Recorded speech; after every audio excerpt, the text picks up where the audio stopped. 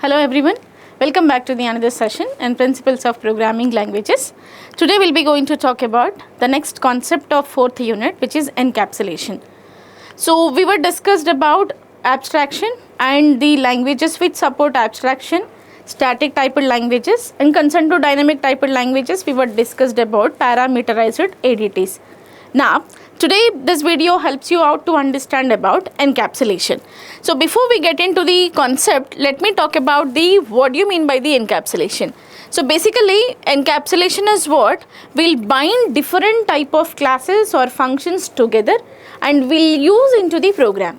So with this we'll reduce the complexity of larger programs. Let's say a larger program is written by us or a programmer. Now it's of 500 lines of code. Now this 500 lines of code, if I wanted to use in any another program, again I have to write.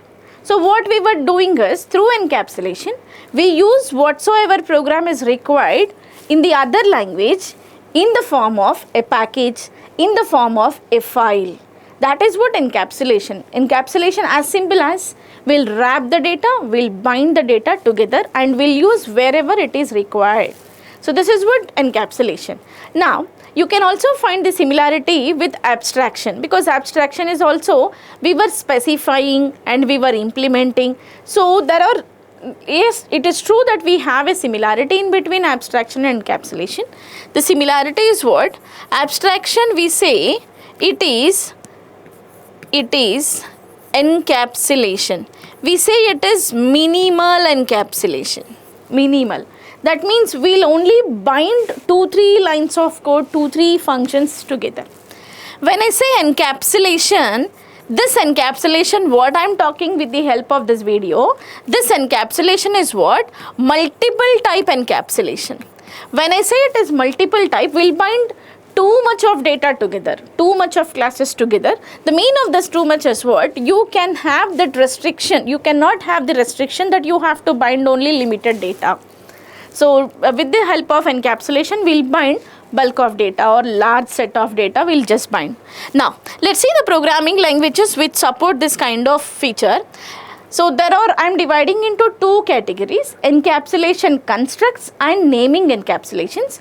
Encapsulation construct is what? We'll construct different kind of classes as a one class. We say it is encapsulation, and this will done in the programming languages what I have specified here. C will support encapsulation through header file. So we will be having a library files. We'll write the type of data, kind of data, and the specification, implementation part. Let's take that stdio.h. It is a header file in C. Now I'm going to take this file and I'll specify what are my input and output functions in this. So I'll implement here itself in the file. I'll specify what the content is. I'll specify what the functions are. I'll implement the functions. Now I'm going to bind this. I'm going to include this file in each of my program in the next. Now each of my program will execute stdio.h functions separately. So this is what encapsulation. C supports encapsulation through header files.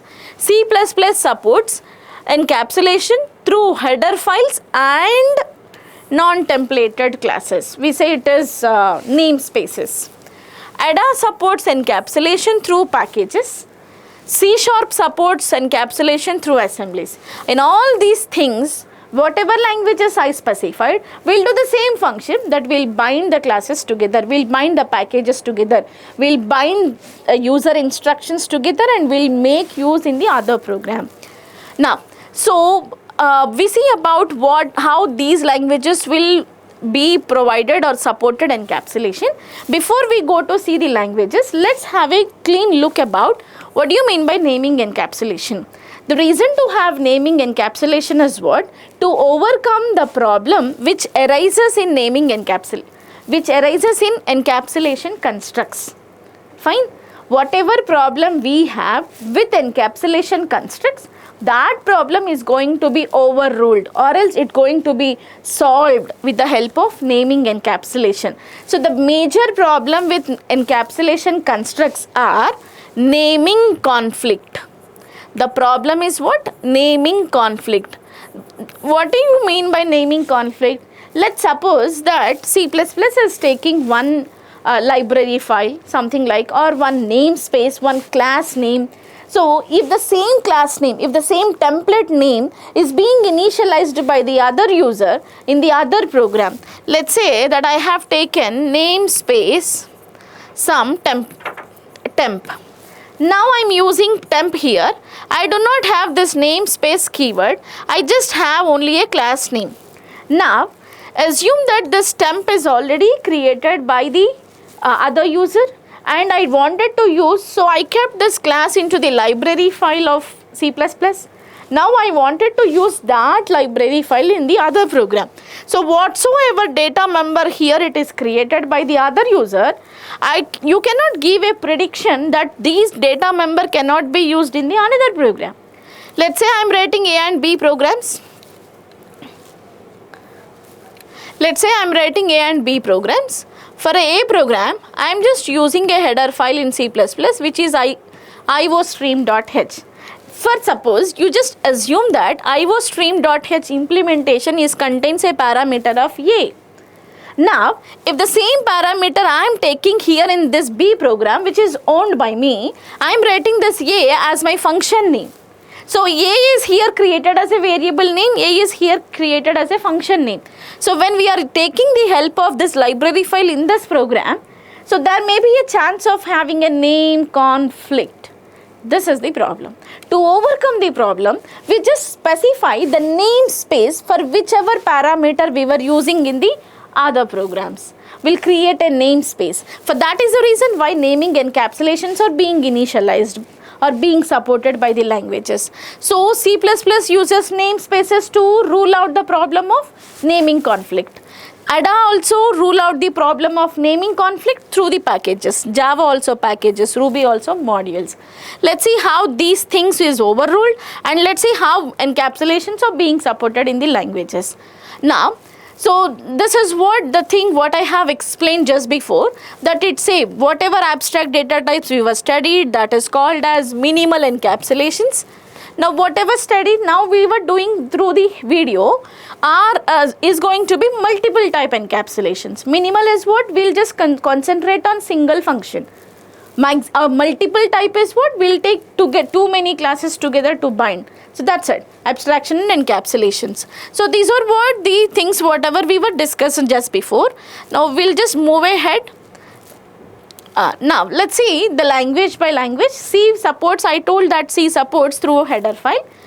We just have a collection of related functions and data definitions be placed in a file, and we'll specify what it is, and we will be going to use that specification implementation in my program. Now the difference in between abstraction and encapsulation concerned to the language is what? Abstraction will specify, will implement, and will execute in the same program. Encapsulation will specify in the header file, will implement in the header file, execution will be done in separate. Because I am going to write include header file in my program, execution of that particular functions will be done in my program. So specification implementation will be done in the header file or in the package or in the somewhere wherever I am using the language, but the execution of concerned thing will get happened into the user program. So that is the difference majorly we'll face through from the abstraction encapsulation, and this is the common factor which is respective to the all major programming languages. Right, now we'll take a include command to include the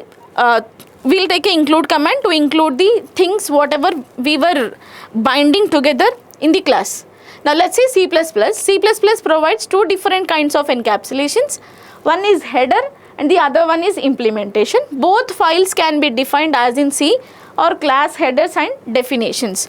So when non-templated classes are used for encapsulations, the class header file has only the prototypes. Only the prototypes of the member functions with the function definition provided outside the class in a code file. So this is how template classes are being used by the C++. Now let's find the code here which is written in C++. There are two classes what we were considered. So when I wanted to use a member function which is defined in the other function, we'll just take the templated class which is friend class to acquire the property of class matrix to class vector, or else class vector is having the member function that I wanted to use to the other class. So this is how the way we will proceed with the C++ language to support encapsulation constructs. Now let's have a look into C#. C# basically takes assemblies into consideration to provide encapsulation. So that is what assemblies are built by .NET compilers. A .NET application consists of one or more assemblies. So that's the reason we'll take one object name in the C++, a C#. Now you can find here that we were writing NSO object. So basically to include into the program. That you can also see the previous stack ADT program in C# to find out NSO object. So that NSO object is what a package name in C#, assembly name in C#. We'll just add that one to incorporate the different type of modules of C# to include into the current program. So now we'll see about the Java package. We'll just take that package and we'll create the specific class from the package and we'll use into the program. So this is what ADA. We already discussed about ADA earlier in stack ADTs. So there are two packages, with the package and use package. We'll just use those two packages to incorporate into the other program. So now this is what with the class and use class. And Ruby takes modules to support naming encapsulations. So this is about encapsulation constructs and naming encapsulation. The major difference in between these two are what? These two basically deals about encapsulation itself. The major difference is what? Naming encapsulation will overrule the problem of naming conflict. So we'll use a particular word which is namespace in C++. We'll use a package word in Java and ADA. We'll use a module word in Ruby. With this, we'll separate the names what are going to taken from the header files to the normal programs. So this is what naming encapsulations and encapsulation constructs. Thank you all.